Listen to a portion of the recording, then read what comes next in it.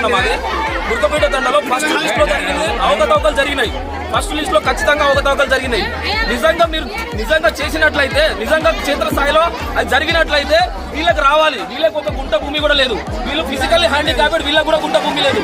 మీరు నిజంగా క్షేత్రస్థాయిలో జరిగినట్లయితే మరి వీళ్ళకి ఎందుకు రాలేదు? ఈ పథకం ఉన్నది పేదవాళ్ళ కోసం కాబట్టి పేదవాళ్ళకి చెందాలి.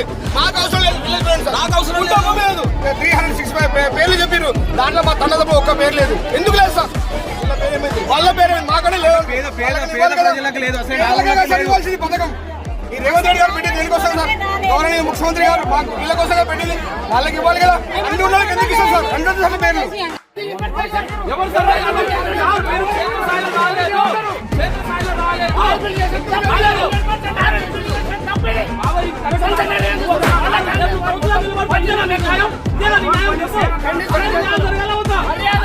ఇంటికి వచ్చి సర్వే చేసి భూములు ఉన్నాయా లేవా అని చూసుకొని, పనికి పోతున్నారా పోటలేదా చూసుకొని అని మీరు సర్వే చేసి ఇవ్వండి దయచేసి, అంతే.